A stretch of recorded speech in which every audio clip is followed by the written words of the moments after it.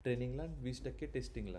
80% ट्रेनिंगला म्हणजे काय, मॉडेलला 80%च डेटा आपण देतोय की तू त्या 80%वरती तू ट्रेन हो, तू बघ. ठीक आहे. आणि जे 20%वरती काय, तू या डेटावरती ट्राय करून बघ, टेस्ट करून बघ.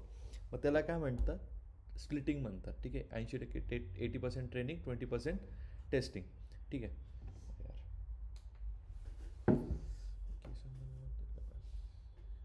हां, तर मग असा डेटा स्प्लिट होतो. ठीक आहे. तर मग आता त्याच्यामध्ये काय होतं, मेन 80% ट्रेनिंगला गेला, 20% टेस्टिंग गेलं, तर कधी कधी काय होतं, आपण जो 80%चा डेटा देतो आहे ना, त्याच्यामध्ये खूप नॉईज किंवा मॉडेल 80% डेटावरनं इतका ट्रेन होतो ना की त्याला टेस्टवरती कसं काम करायचं ते समजत नाही. ठीक आहे. Model learns too well from the training data, अशी डेफिनेशन तुम्ही कुठेही वाचाल तर अशीच येईल. ठीक आहे. तर मग आता कुठे लावू? आता बघू. आलं. ठीक आहे. मॉडेल खूप चांगल्या पद्धतीने शिकतो. कशावरनं? लॅपटॉप आहे का तुमच्याकडे? चार्जिंग आहे का?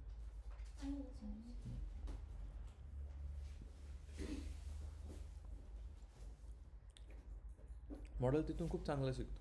त्याला काय म्हणतो आपण, ह्या कंडिशनला काय म्हणतो आपण, ओव्हर फिटिंग. आणि अंडर फिटिंग म्हणजे काय, त्याचं उलटं. मॉडेल कमी पडतोय, सॉरी डेटा कमी पडतोय मॉडेलला ट्रेन करायला, त्याला काय म्हणतं, अंडर फिटिंग. अंडर फिटिंग कमी, ओव्हर म्हणजे जास्त, अंडर म्हणजे कमी. ठीक आहे. आणि मग दुसरं काय राहिलं आपलं, ते आज शिकवत. हां, ते झालं. ओव्हर फिटिंग, अंडर फिटिंग कळालं. हां, तर रेग्युलायझेशन टेक्निक्स काय असतात, याला प्रिव्हेंट करायला.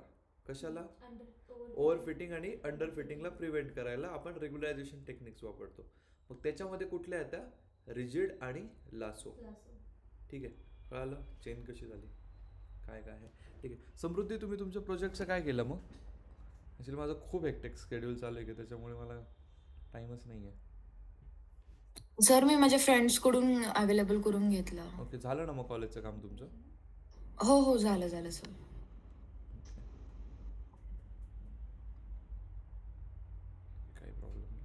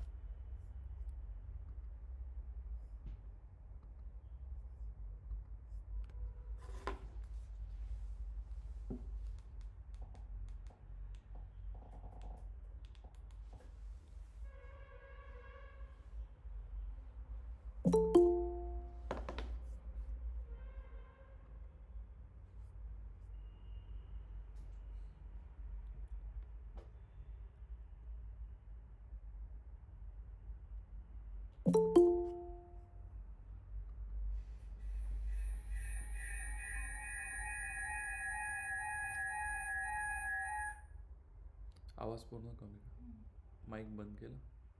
हां बस. विंडोज की बघू इकडे करतो.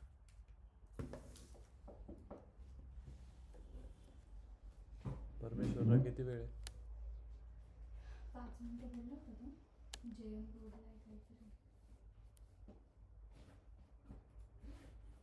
काल मग फोन केला होता का श्रद्धा तुम्ही त्या HR ला? हो, बट त्यांनी मग तर नाही उचलला. मग आता डबल करते 9 9:30ला. 9:30ला नको, 10ला 10:30ला करा. ते कसं, तो ऑफिसला जायचा वेळ असतो. हा म्हणजे तो फोन बंदच लागला सर नंतर 8 नंतर. मग तो ऑफिसचाच असेल. हा, मग 10 वाजता करू का? हां, 10 10:30ला करून बघा. ओके.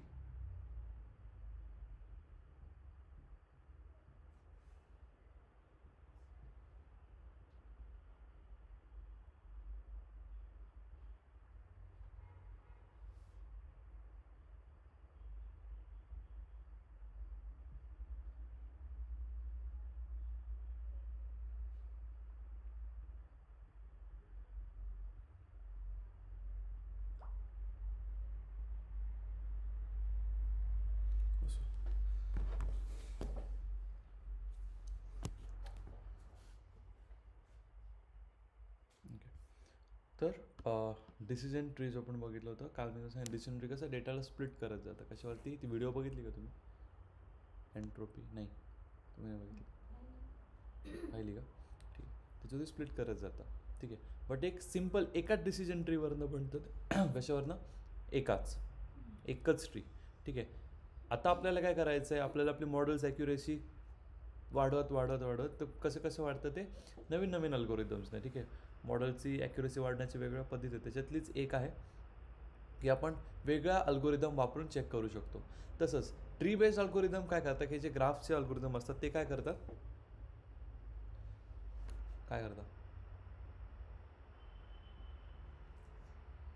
दोन्ही टास्क करतात, रिग्रेशन आणि क्लासिफिकेशनचे. मग डिसिजन ट्री कुठला असो? Decision tree regressor, decision tree classifier. तसंच मग आता हे काय सिंगल टी. आता आपण बघू एक पुढचा त्याचा एक अल्गोरिदम ज्याला म्हणतो आपण रँडम फॉरेस्ट अल्गोरिदम. ठीक आहे. रँडम फॉरेस्ट अल्गोरिदम हा काय करतो? एक ट्री आहे ना, तसेच मल्टिपल डिसिजन ट्रीज बनवतो. काय करतो? ठीक आहे. आणि त्याचा मग रिझल्टला सोबत करून एक प्रेडिक्शन देतो. हा पण दोन्ही काम करतो. Random forest regressor, random forest classifier. ठीक आहे. दोन्ही काम करतो. मग जेव्हा तुम्हाला क्लासिफिकेशन करायचं असेल लॉजिस्टिक नंतर तुम्ही कुठलं वापराल? Decision tree classifier.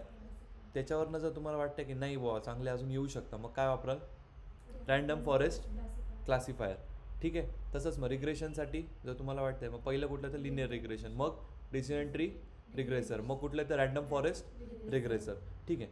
हा जो आहे, ठीक आहे, कळालं काय करतं? आता जर टेक्निकल डेफिनेशन वाचायचं म्हटलं तर random forest is an ensemble learning algorithm that builds multiple decision tree and combines their result to give more accurate and stable prediction.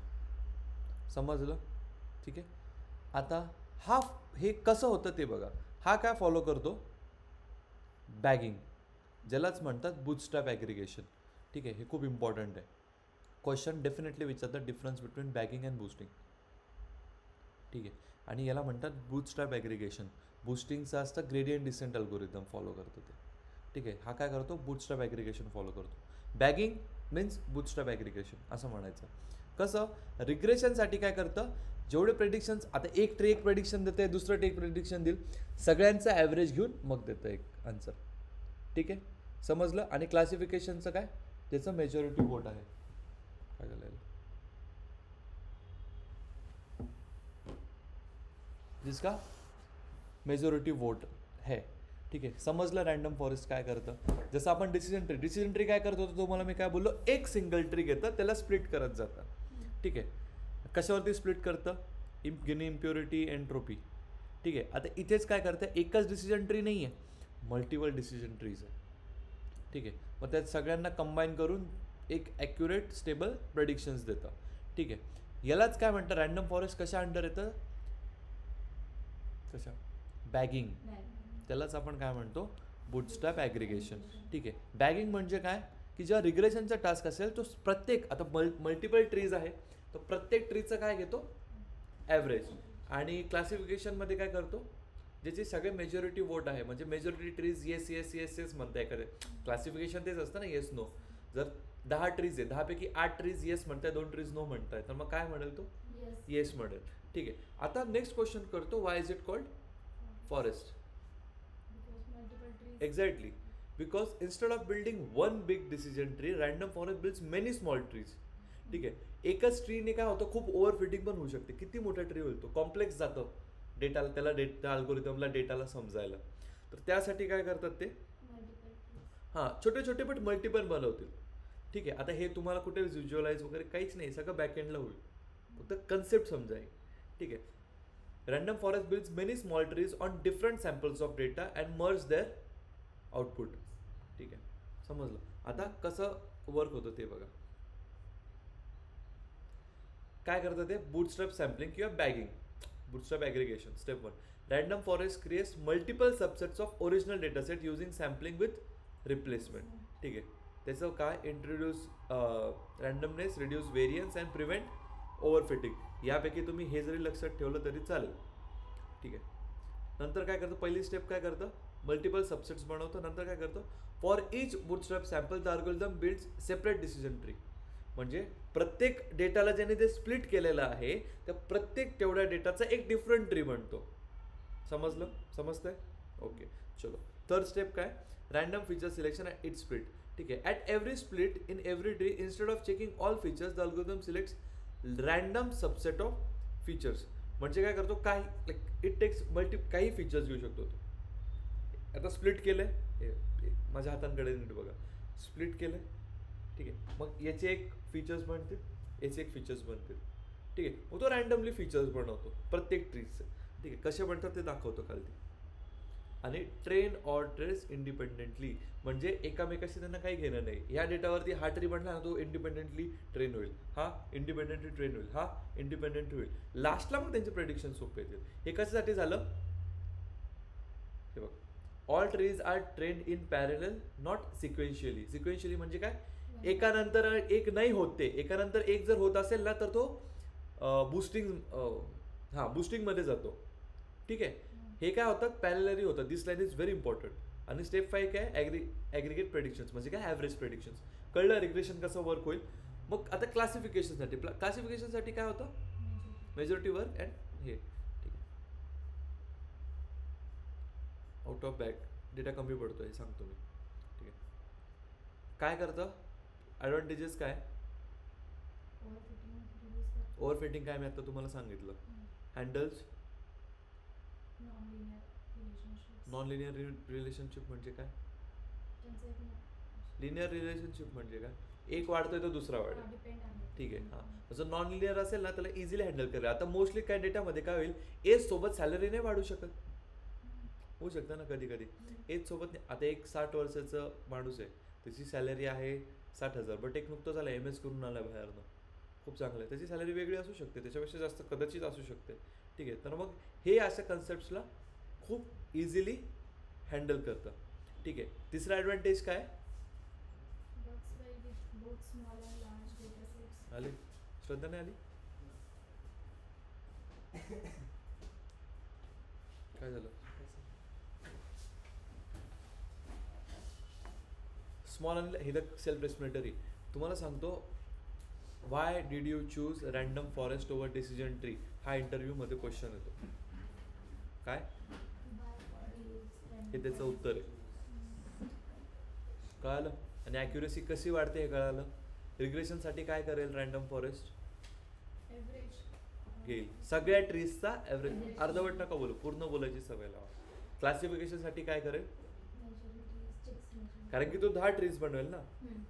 Decision tree काय करतो? ते एक ट्री बनवतोय, मोठा ट्री बनवेल, पण मोठा डेटा सेट. हा काय करेल? एक दोन कॉलमसाठी वेगळं, 1-2 याच्यासाठी वेगळं, 1-2 याच्यासाठी वेगळं, 1-2 याच्यासाठी वेगळं, असे 10 वेगळे ट्रीज बनवेल. ठीक आहे. किती? म्हणून त्याचं फॉरेस्ट म्हणताय ना, मल्टिपल डिसिजन ट्रीज आहेत म्हणून फॉरेस्ट म्हणताय. त्यापैकी जर आपला रॅन्डम फॉरेस्ट रिग्रेसर असेल तर तो काय करेल? सगळ्यांचं मेजॉरिटी घेईल, सॉरी ॲव्हरेज घेईल.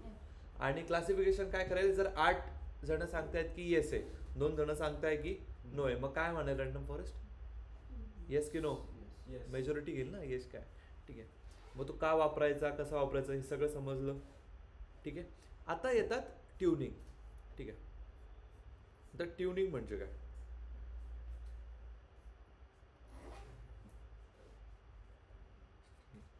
हायपर पॅरामीटर्स म्हणजे काय? हे खूप इम्पॉर्टंट ना.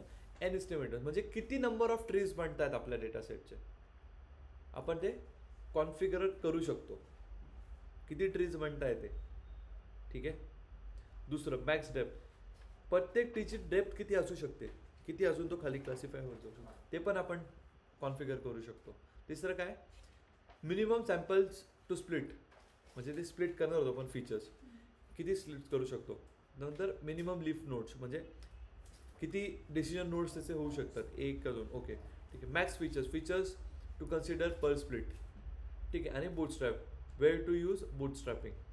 यातले 2 खूप इम्पॉर्टंट आहेत, एन एस्टिमेटर्स आणि मॅक्स डेप्थ. एन एस्टिमेटर्स काय करतं? पण मग काय नंबर ऑफ ट्रीज, किती नंबर ऑफ ट्रीज बनताय. रॅन्डम फॉरेस्टमध्ये आपण सपोज 10 चालू आहे, तर मग तुम्ही 12 पण बनवू शकता. ठीक आहे. हे ऑप्शनल आहे ट्युनिंग. तुम्हाला वाटतंय तुमची ॲक्युरेसी कमी येते, मग तुम्ही ट्यून करायचा. मी एक कोड घेतलं त्याच्यामध्ये ट्यून करून दाखवलंय. ठीक आहे. ॲडव्हान्टेज बघा. आता मला जस्टिफाय करा की मोर मेमरी युसेज का होईल. थांबा, online. Yes,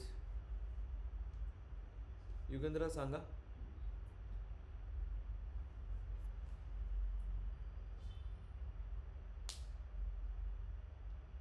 Yugendra,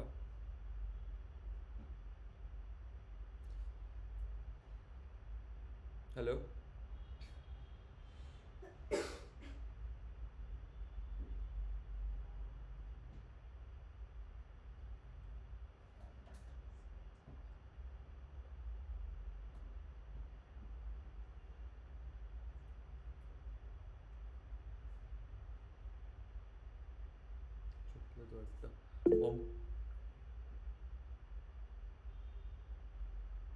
multiple decision tree stored. Okay Omkar. Samruddhi, तुम्हाला काय वाटतं?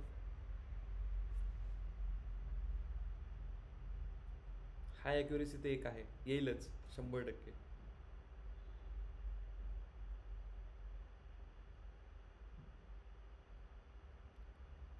समृद्धी, what do you think more memory usage म्हणजे काय?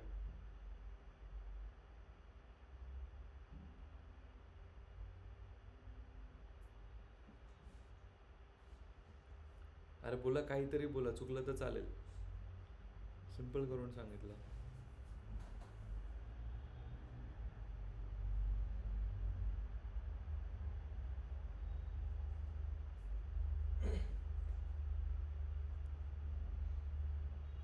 ओके. आता वैष्णवी सांगा एकदा समरी. सांगा. हां. For the forest random forest. random forest algorithm, we uses the bootstrapping, that is the boosting bagging. bagging. Okay, bagging. So in that there are means we do bagging which follows bootstrap aggregation. हां, पुढे for the मराठीत सांगा. regressor साठी we take a average of all decision tree. But random forest कसं explain कराल? असं थोडं explain कराल. What is random forest? Random forest, it is a supervised हां, गुड. learning algorithm हां, which is used for more accuracy of more which creates which creates or which is a tree based algorithm. which is a tree based algorithm. हां,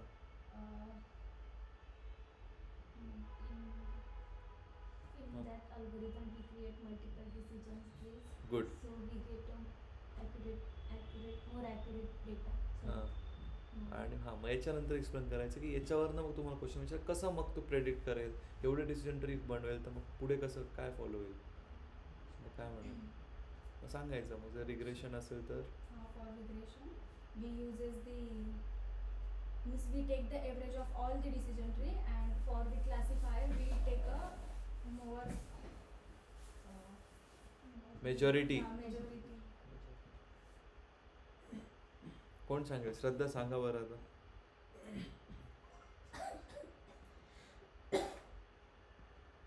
श्रद्धा. Sir random for हां, hello हां. थांब. Sir random the algorithm used for bagging in bootstrap aggregation. It is it actually takes the multiple hyperparameters, and on that hyperparameters it also iterate the decision trees multiple, and we give their decision trees count देतो आपण, आणि त्याच्यानंतर ते तेवढे multiple decision trees बनवतं, आणि त्यातून जे काही रिझल्ट्स येतात त्याला ते ज्यातला म्हणजे ॲव्हरेज काढतं आणि घेतं आन्सर. सिम्पल सांगा ना. हायपर पॅरामीटर्स बद्दल नाही बोललं तरी चालेल. डिसिजन ट्री रँडम फॉरेस्ट काय आहे ते सांगा पहिले. Okay, random forest is the algorithm used for bagging. It हे बघा it एक सेकंड, it कुठला पण अल्गोरिदम एक्सप्लेन करताना always start with okay this is a supervise learning algorithm which performs both the task regression and classification. It is a tree based algorithm which is one step ahead असं काहीतरी म्हणून of decision tree. ठीक आहे, तर मग त्याच्यामध्ये मग explain करा की रॅन्डम फॉरेस्ट काय करतं. जसं डिसिजन ट्री एक ट्री बनवत होतं, random forest makes multiple decision trees of the same data, ज्याच्यामध्ये तो प्रत्येक डिसिजन ट्रीला एक वेगळ्या डेटाने ट्रेन करतो. ठीक आहे, त्याच डेटामधल्या वेगळा एक कॉम्बिनेशनने त्याला ट्रेन करतो. ठीक आहे, असे 10 डिसिजन ट्रीज बनवले. ठीक आहे, मग त्यांचं कॉम्बिनेशन आहे म्हणून त्याला ते आपण रॅन्डम फॉरेस्ट म्हणतो. Random forest is a bagging based algorithm which follows bootstrap aggregation. म्हणजेच काय, when a part comes for regression, जर आपल्याला रिग्रेशन करायचं असेल तर त्याचे 10 डिसिजन ट्रीज जे बनवलेत त्यातले जेवढे प्रेडिक्शन्स येत आहेत त्याची ॲव्हरेज घेऊन ते प्रेडिक्शन देतं. कळलं का? पहिले आपण फक्त एक लिनियर रिग्रेशन करत होतो, मग डिसिजन ट्रीचं करत होतो, आता बघा 10 आलेत. ठीक आहे, and if it's for classification again it takes the majority. ठीक आहे, नाव मग हायपर पॅरामीटर्सबद्दल सांगायचं, मग याचे ॲडव्हान्टेजेस सांगायचे, असा अल्गोरिदम एक्सप्लेन करायचा इंटरव्ह्यूमध्ये. समजलं कसा करता इंटरव्ह्यूमध्ये एक्सप्लेन?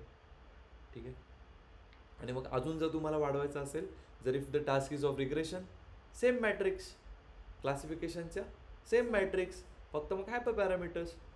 समजलं का श्रद्धा कसं एक्सप्लेन करायचं? असं उलटं पालटं सांगितलं ना तो कन्फ्यूज होतो, मग तो तुम्हाला अजून क्वेश्चन विचारेल. okay, sir. हां, कळालं? आता याच्यावरतीच एक ऑनलाईन डेटा आहे तो घेतलेला, जो म्हणजे आहे ऑलरेडी सेव्ड आहे. ठीक आहे, आणि तो तुमच्याला आता रिलेट होईल तसाच घेतला. ठीक आहे, नंपाय पांडास मॅटप्लॉटलिप माहिती आहे.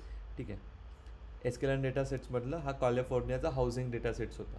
ठीक आहे, ग्रीड सर्च सी व्ही काय आहे ते सांगतो. रॅन्डम फॉरेस्ट रिग्रेसर हा काय आहे?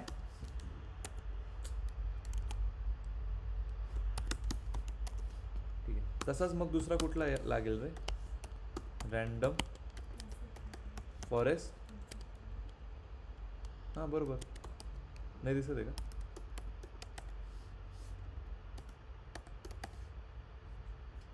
आणि मग आता रिग्रेसर आहे म्हणून कुठल्या मॅट्रिक्स आल्या बघा. ठीक आहे, आणि स्टँडर्ड स्केलर काय करतं? स्टँडर्ड स्केलर ऋषी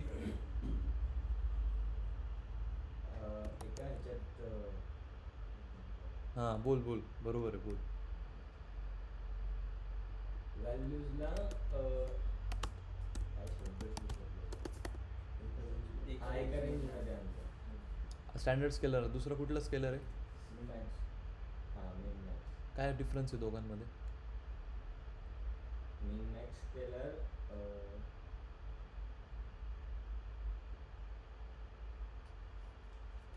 वाचू द्या. ठीक आहे, हा डेटा सेट होता. ठीक आहे, जरा वेळेला. ठीक आहे, आपण असं बघितलं.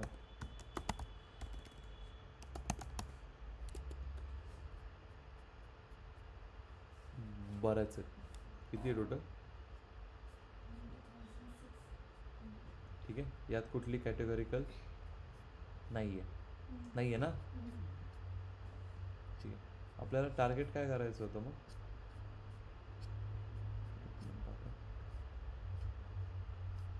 नल आहे का? नाही. आपलं टार्गेट काय करायचं होतं? व्हॅल्यू. ठीक आहे, हे काय?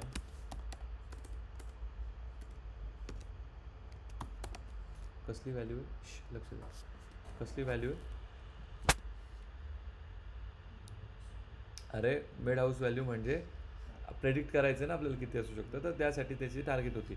आणि दिस इज वन मोर, ही एक पद्धत आहे माहिती आहे ना, ड्रॉप. याला ड्रॉप करून बाकी सगळे ठेवले. अजून एक पद्धत काय, एका फीचर्समध्ये घेऊन सगळे एका याच्यात करून एक्स पण करू शकतो. डॉट कॉपी करावं लागतं फक्त त्याला. ठीक आहे, 2 मेथड आहे याला, जे मी तुम्हाला सांगत होतो. 80% फॉर ट्रेनिंग, 20% फॉर टेस्टिंग. ठीक आहे, ट्रेनिंग अँड टेस्टिंग इथे होतं. ठीक आहे, त्यामध्ये काय झालं रे, X train X test, Y train Y test, train test split X Y, test size 2. आता मी करून दाखवलं, जर 3 केली तर काय येतं रे?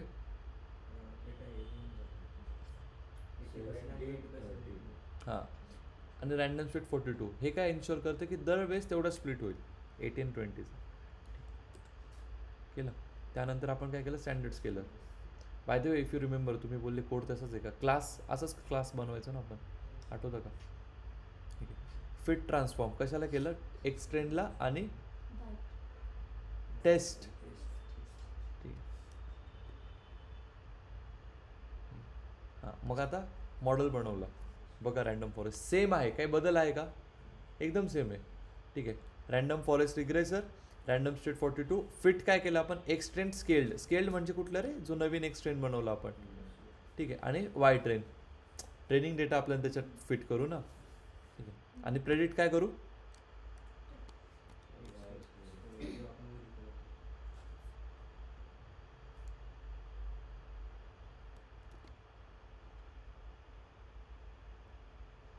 तुमचा पण डेटा खूप मोठा आहे, तुम्हाला पण वेळ लागेल.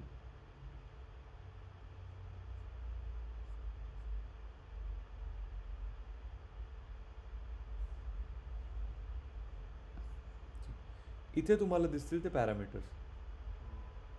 ठीक आहे. ठीक आहे,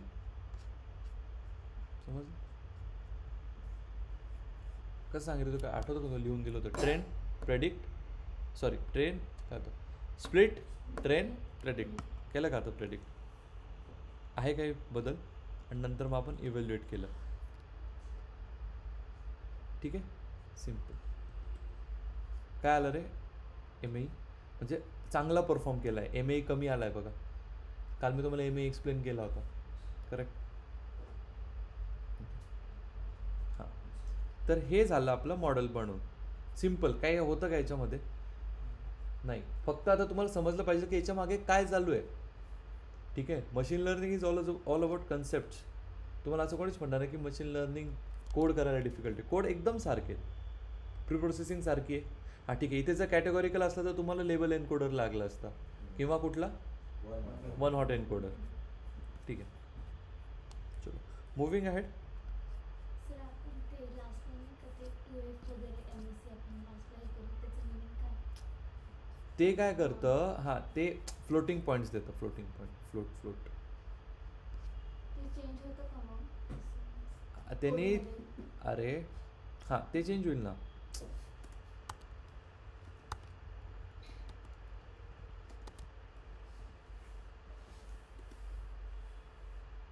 समजे, हां समजलं का? हो. पण ते नेहमी राहू द्यायचे, 4 राहू द्यायचे. सर आणि ते पॅरामीटर्स असतात तो हायपर पॅरामीटर्स. हां मग येतो ना त्याच्यावर अजून, थांब जरा. ठीक आहे, कळालं. रॅन्डम फॉरेस्ट, ऑनलाईन, ओमकार, समृद्धी, प्रथमेश.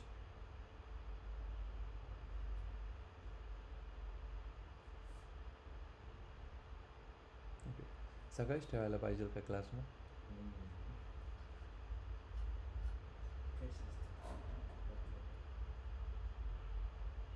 त्यांना नाही ना सांगणार, नाही मला पण नाही जमणार सकाळी. हे उद्या यांची 9:30च्या बॅचला सुट्टी आहे, आम्हाला आत्ता कळालं. उद्या 9:30ला ठेवायचं का, नंतर मग तुम्ही जाऊ शकता घरी. 9:30 ते 10:30 चालेल का? ऑनलाईन चालेल का? तिथे ॲक्च्युली सुट्ट्या आहे, म्हणजे ते बरेच, आता वैभव सर पण नाही आहे, यश पण नाही आहे, तर मग बरेच शफलिंग चालू आहे यांच्या लेक्चर्सची, म्हणून मग ते कळतं. म्हणून मग आपणही करू शकतो, आपलं आहेच अनऑफिशियल, तर आपण करू शकतो आपल्या हिशोबाने. 8:30ला खूपच लवकर होईल, मग 9:30ला करू, 9:30 ते 10:30 उद्या. त्यानंतर मग तुम्ही जाऊ शकता, काही प्रॉब्लेम नाही. उद्या आपण नवीन अल्गोरिदम एक सुरू करू. ठीक आहे, समजलं. पण आज दुपारी आहे बरं का उद्या 2 तास घ्यायचं, 8:30 ते 10:30. मला दोन्ही चालतं, मला घाई नाही संपवायची, बट एकदा रिदम बसलाय सगळ्या ट्रीजचा, तर एका याच्याच फ्लोमध्ये संपून झाले, तर मी परत गावाला गेलो ना, मग परत तुम्ही विसरून जाल सगळं. उद्या 8:30 ते 10:30 करायचं की मग कसं? दोन तास निघून जातात. 2 तास? आम्ही आमचे व्हायचं ना तर आम्ही 3.5 तास बसायचो. नाही, पण पहिले काय, सर आमचं 3.5 तासात सगळे ट्रीज संपवले होते. पूर्ण tree base. XGBoost, AdaBoost, random forest regressor, classifier, decision trees, bagging boosting सहित 3.5 तासात. 3.5 पण नाही, 12ला बसलो. त्यात बी मध्ये ब्रेक दिला होता 20 मिनिटाचा. तर तुम्हाला माहिती आहे 20 मिनिटाचा ब्रेक म्हणजे तो अर्धा पाऊण तासाचा होऊन जातो. तसं दिला होता. असो, चल तुम्हाला मी फर्स्ट डेपासून म्हणतो हे काय आहेत रे? पॅरामीटर्स. ठीक आहे, आता आपण बघू मॉडेल ट्युनिंग. मॉडेल ट्युनिंग म्हणजे काय सांगितलं होतं मी. हां,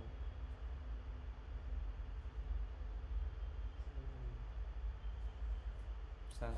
HK.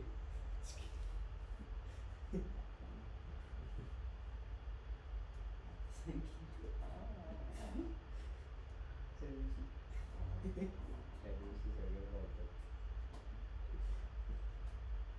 काय युगंधरा काय आहे मॉडेल ट्युनिंग म्हणजे काय?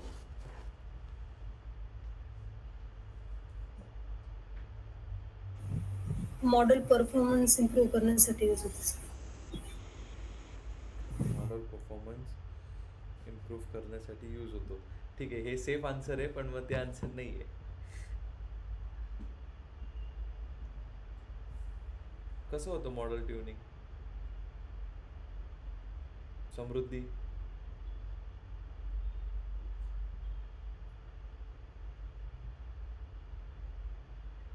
सर मॉडेलला जे बेस्ट काम करण्यासाठी आपण जी सेटिंग ऍडजस्ट करतो.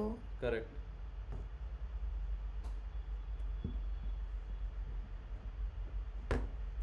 श्रद्धा, आता सांगा तुम्ही मॉडेल ट्युनिंग काय? मॉडेल ट्युनिंग मीन्स आपण हायपर पॅरामीटरचे कॉम्बिनेशन्स कोणते परफेक्ट बसतायत ते चेंज करून करून करून बघतो. त्याच्यासाठी यूज केलं जातं अजून ग्रिड सर्च वगैरे. Great sir CV. हो, ठीक. हा, कोण आहे रे? हायपर पॅरामीटरचे कॉम्बिनेशन कोणतं बेस्ट राहतंय आपल्या अल्गोरिदमला ॲक्युरेसी द्यायला ते चेक केलं जातं. ठीक आहे, तर आता मी तुम्हाला पहिला याचा प्रश्न काय म्हणतो की रँडम फॉरेस्टमध्ये आपण हे सगळं मॅन्युअली करू शकतो, कॉन्फिगर करू शकतो. ह्या किती हायपर पॅरामीटर्स बघितले होते ना, कुठले होते?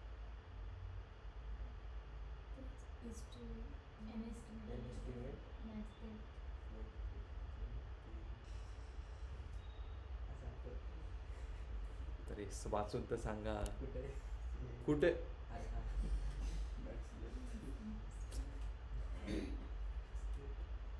समोर आहे ना तुमच्या.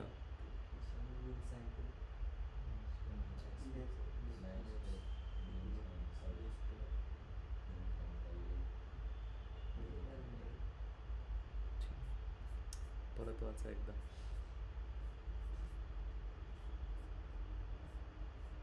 ठीक आहे, हे काय करतो मी तुम्हाला काय बोललो, जेवढे नंबर ऑफ ट्रीज बनतायत, ठीक आहे, किती डेप्थ आहे ते आपण सगळं कॉन्फिगर करू शकतो.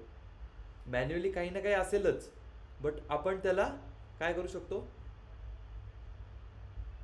मॅनिप्युलेट किंवा चेंज करू शकतो. त्यालाच काय म्हणतो आपण मॉडेल ट्युनिंग किंवा हायपर पॅरामीटर ट्युनिंग. समजलं हायपर पॅरामीटर काय आहे? ठीक आहे, कसं करतात ते बघा. त्यासाठी काय लागतं, ग्रिड सर्च CV. हा काय करतो, वेगळे कॉम्बिनेशन्स ट्राय करून बघतो की जर 100 ट्रीज असले तर 90 ट्रीज असले तर त्यामधले बेस्ट एक कॉम्बिनेशन तो आपल्याला काढून देतो. त्यासाठी ग्रिड सर्च CV लागतं. ठीक आहे, त्याला वापरता कसं ते बघा. बाय द वे इथे हा युजर डिफाईन्ड फंक्शन करून बघितलं बरं का, डेफ. ठीक आहे, हां. आता ही पॅरामीटर हे असंच घ्यायचं नेहमी. ठीक आहे, या डिक्शनरीमध्ये मीन इट्स अ डिक्शनरी हा, इफ यू कॅन सी. ठीक आहे, याच्यामध्ये काय केलं, किती घेतले आपण, 1 2 3 4 5. ठीक आहे, एन एस्टिमेटर्स म्हणजे काय, पहिले 50 घेऊन बघ किती, नंतर 100, 200 पास केलेत आपण. मॅक्स डेप्थ किती, 10, 20, 30. मॅक्स फीचर ऑटो आणि जेवढे ते त्याचा स्क्वेअर रूट. ठीक आहे. मिनिमम सॅम्पल स्प्लिट 2, 5, 10 आणि मिनिमम स्लीफ किती असतील, 1, 2, 4. ठीक आहे. आता हेच आपण काय करतो, आपण ह्या ग्रीड सर्च सी व्हीमध्ये पेस्ट करतो. कसं, एक नवीन व्हेरिएबल घेतला, रॅन्डम फॉरेस्ट रिग्रेसर, हा जो मॉडेल आपण घेतला होता त्याच्यामध्ये. ठीक आहे. हे जे पॅरम ग्रीड आहे त्याच्यामध्ये आपण ही line is, this line is very important. ठीक आहे. हे करतं, प्रिंट करतं सगळं आणि C V. Okay, this is very important. C V equals to 5 पण घेऊ शकता तुम्ही, किंवा सी व्ही इक्वल्स टू 2 पण घेऊ शकता. ठीक आहे. जेव्हा तुमचा डेटा 10,000 to 1 lakh मध्ये असेल तेव्हा C V 3 is a good combination. ठीक आहे. जेव्हा तुमचा डेटा 1 लाखाच्या वरती असेल तर सी व्ही 5. जर 10,000च्या खाली असेल तर सी व्ही 2. जर असं नाही केलं तर ओव्हरफिटिंगचे किंवा अंडरफिटिंगचे चान्सेस वाढतात. ओव्हरफिटिंगचेच मोस्टली. ठीक आहे. डेटाचं कॉम्बिनेशन बदलतं, मग कधी एका ट्रीला खूप डेटा चालला जाईल. ठीक आहे, कळलं. आणि बस याला वापस फिट करायचं.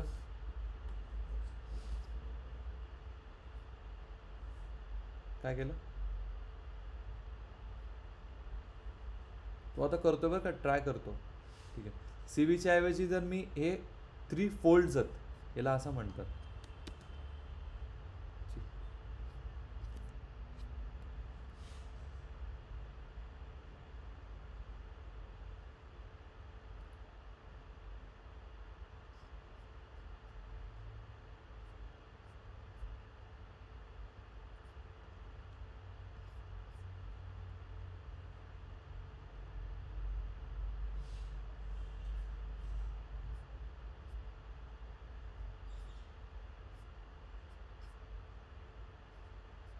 क्या आया,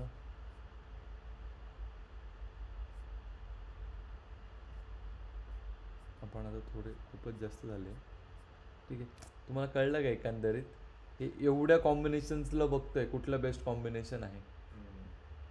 ठीक आहे. आणि आपला डेटा खूप मोठा आहे, तुमचा जर अजून मोठा आहे तर त्यासाठी तुम्हाला ॲड बूस्टच लागेल. XG बूस्ट किंवा ॲड बूस्ट, हे दोघांपैकी एक लागेल. माझं यांच्यावरतीच काम आहे, याच्यावरती काम आहे माझं. मला तोच लागेल, हेच यूज होतं. ठीक आहे. याने काय करेल बघा, बघितलं का किती यांना किती आहे बघ. पहिले कितीने करून बघितलं त्यांनी, 10ने. याला जरा कमी करू, आपला डेटा खूपच मोठा आहे.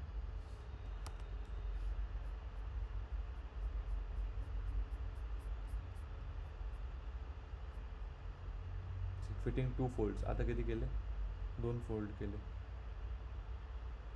फॉर इच 162 कॅन्डिडेट्स, म्हणजे 162 साठी तो किती करून बघेल. 10 साठी 162, खूप मोठं जाईल, खूप मोठं. थांबू पण शकतो आपण, म्हणजे खूप वेळ होईल.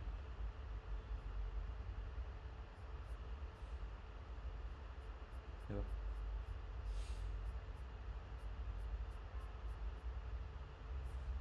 समजलं का तुम्हाला काय झालं, नाही समजलं.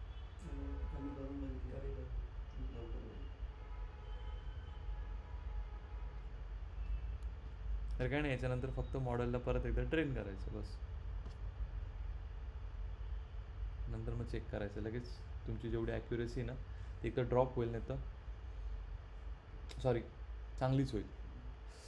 तुमचे मीन ॲब्सोल्यूट एरर वगैरे ड्रॉप होतील.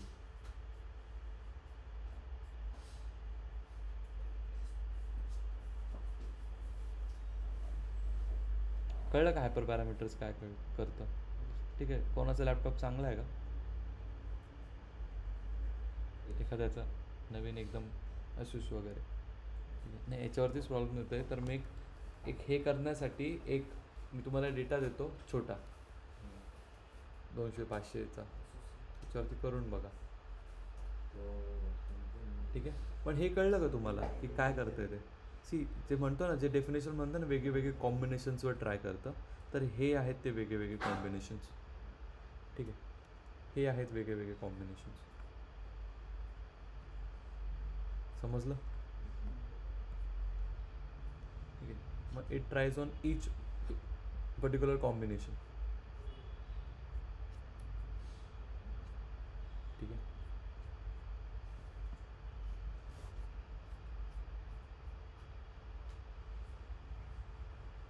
एरर नाही, हा कीबोर्ड इंटरप्ट आहे, मी इंटरप्ट केलं त्याला.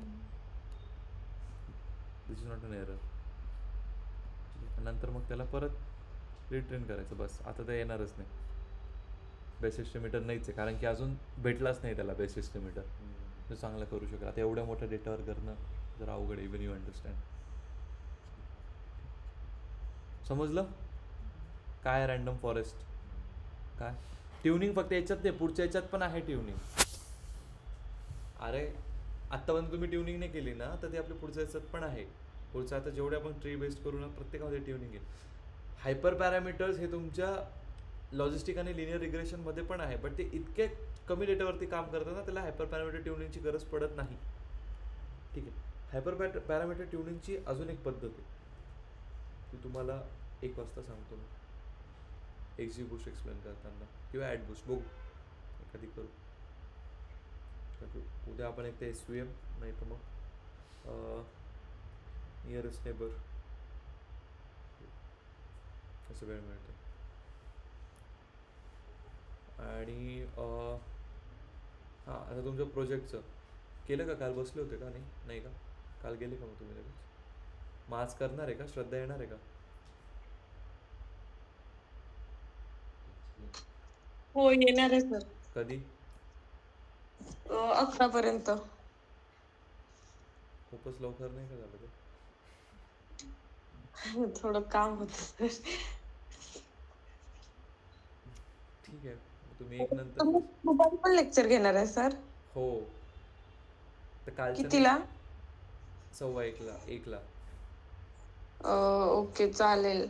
आणि मग नंतर तुम्ही 5 वाजेपर्यंत असणार आहे आज क्लासमध्ये की येणार आहे का 5 वाजता नाही वगैरे? ना, मला आज जावं लागेल ना, तेच ना. ओके.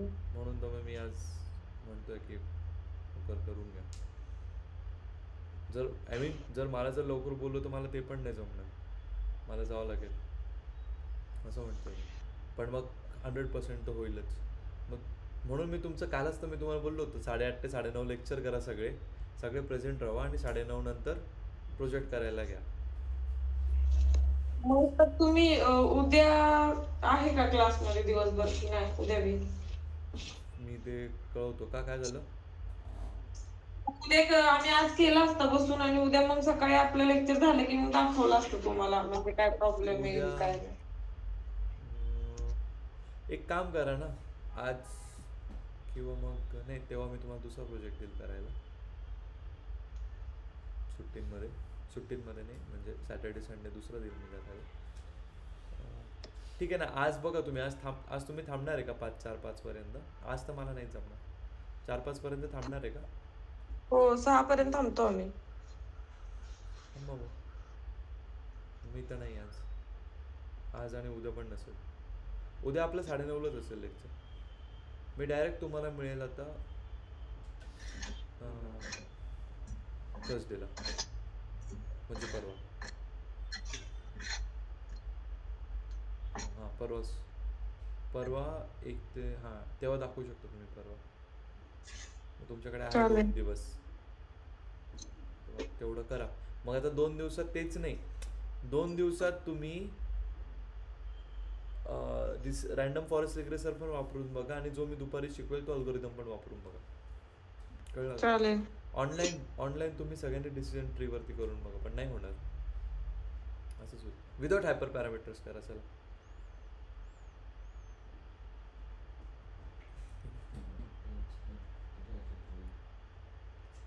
कोणाच नाही, तसं काही नाही. विदाउट हायपर पॅरामीटर्स करा.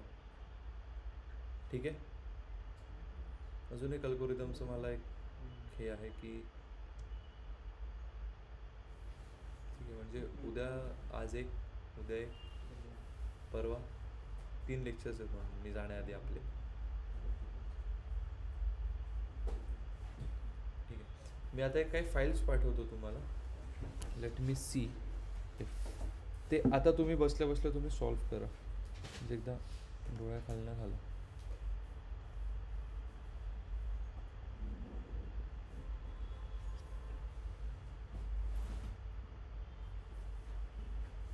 रॅन्डम फॉरेस्ट कळालं काय? पण जर तुम्ही कोड बघितला एकदम इझी आहे. कोडच्या मागे जाऊ नका, तुम्हाला सांगतोय एकदम वेळेवरती तिथे फसता तुम्ही. बॅगिंग काय, बुस्टिंग काय, बूटस्ट्रॅप ॲग्रिगेशन काय, L1 L2 काय, टाईप 1 एरर टाईप 2 एरर काय, असं.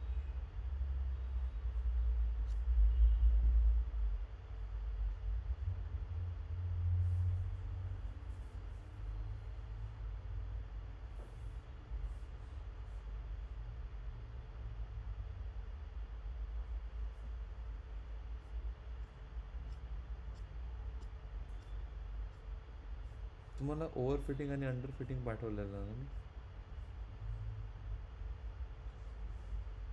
ठीक आहे, मी बघतो माझ्याकडे कसं आहे.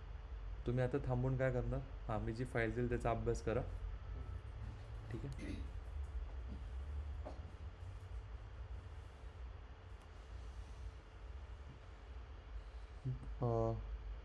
समृद्धी आणि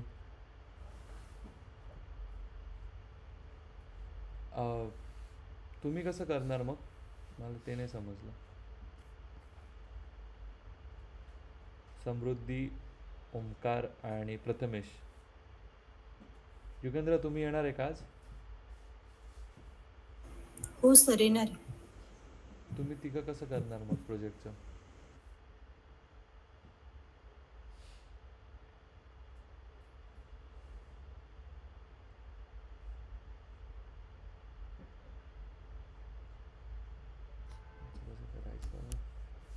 अरे बोला ओमकार, काहीतरी तो बोल.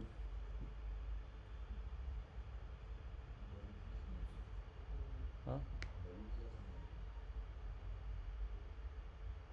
प्रथमेश.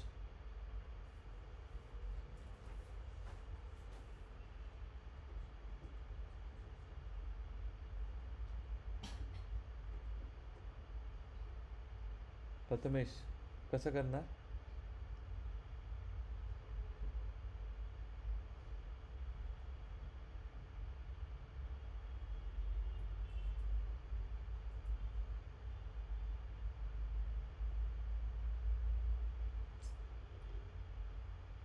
समृद्धी. सर मी ट्राय करेल उद्यापासून ऑफलाईन नाही यायचं. नाही, ऑफलाईनचं नाही म्हणत, तुम्हाला तर नाहीच जमणार आहे ना ड्युटीवर हेल्थ. तर मग कोणाचं तरी कोऑर्डिनेशनमध्ये राहा, नाहीतर मग. ओके सर, मी बघते कोणासोबत तरी बोलून वगैरे. हां, तर मग कसं मग, कारण की तुमचं पण काही ना काही तर एक तर स्टेप, म्हणजे तुमचं काही म्हणजे बघितलंच नाही ना मी प्रोजेक्ट अजून एक पण. काही तुम्ही काही केला? तुम्ही काही केला का हाऊसिंगचा किंवा कार सेल्सचा वगैरे काहीतरी? सर नाही, आणखीन तरी नाही काही केलेलं. तसं नाही फक्त जे स्टार्टिंगला केले होते नमपाय पांडास तेवढंच. नाही ना, मग त्यानंतर मग यांनी सगळ्यांनी केले, तुम्ही पण नाही केलं ना?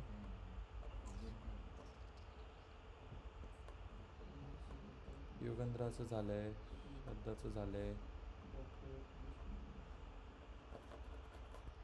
ठीक आहे, असो, बघू कसं करायचं. ठीक आहे, तुम्हाला जेव्हा गिटअप शिकवेल तेव्हा तर सगळ्यांना एकाच प्रोजेक्टवर सायमल्टेनियसली काम करायचं आहे, असं आहे याच्यावरती.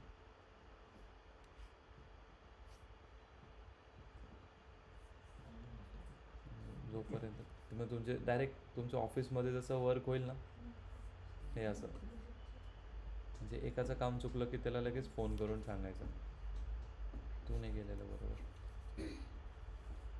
कोड पुश करणं वगैरे ऑफिसमध्ये तुम्ही असंच काम करा, डायरेक्ट तसंच स्टिम्युलेशन. मग त्यासाठी पहिले इंडिव्हिज्युअल प्रोजेक्ट्स आले पाहिजे, तेव्हा कुठे तुम्हाला ते जमेल. समजलं का? अरे संदीप का नाही आला? झोपून होता. हां, रेकॉर्ड झाला आता lecture. काय नाही ते बघत पण नाही का? असो ठीक आहे, चालेल मग, काही प्रॉब्लेम नाही. आपण मिळूयात, भेटूयात 5:10ला. इथलं लेक्चर झालं की लगेच आपण कंटिन्यू करू. ठीक आहे, अजून एक अल्गोरिदम करू, मग तुम्ही बघा तुम्हाला कुठला बेस्ट वाटतोय ते. ठीक आहे, तुम्ही पहिले सिम्पल प्रोजेक्ट्स करा. हां, काय झालं? झाला एवढ्यात प्रोजेक्ट? नाही प्रोजेक्ट नाही झाला. मग ते केलं का हँडल आउटलायर?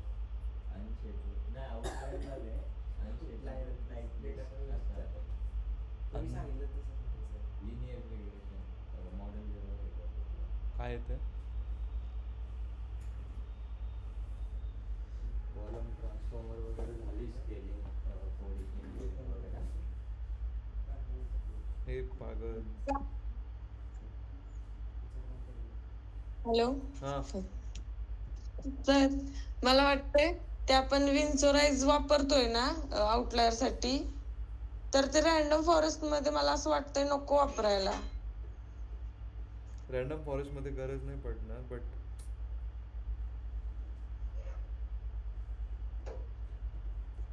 मग काय करू आपण की नको? बट मला वाटतंय सर नकोच, कारण की का आपण त्यानं एका थ्रेशोल्ड व्हॅल्यूला आणतोय त्या सगळ्या व्हॅल्यू, तर मग ते आपलं प्रिडिक्ट करताना मग ते चेंज होणार ना.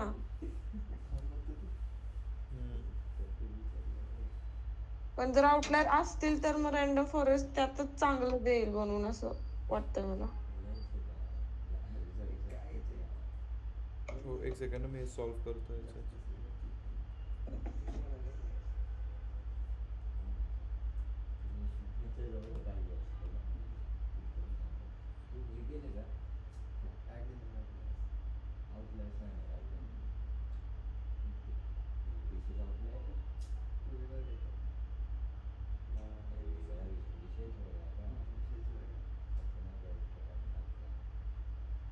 फिट ट्रान्सफॉर्म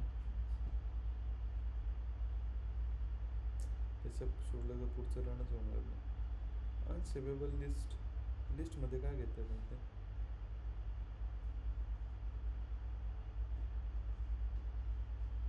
केलं तर बरोबर आहे.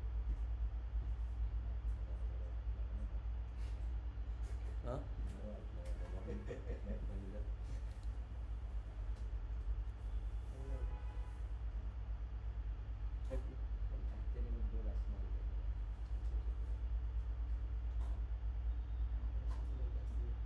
चल बघतो मी. असो, असं लेक्चर आहे.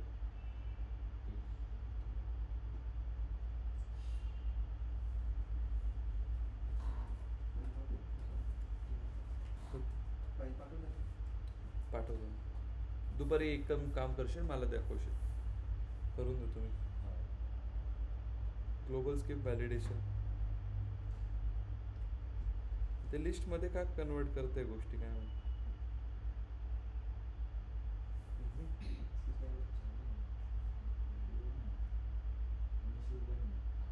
मी बघतो. हां Shraddha, what are you saying?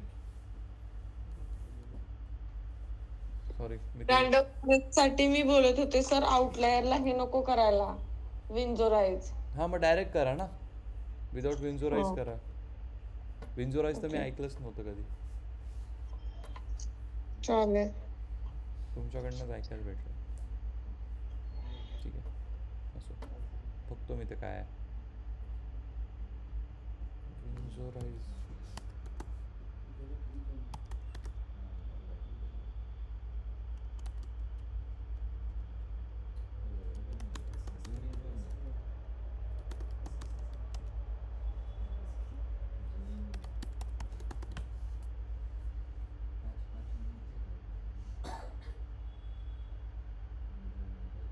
Okay.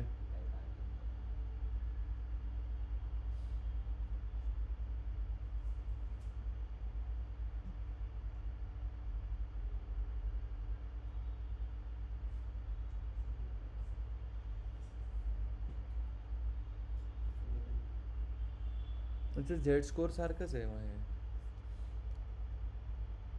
Code पाव कसं.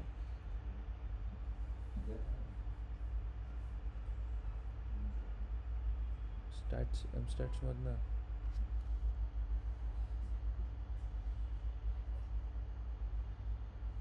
Got it.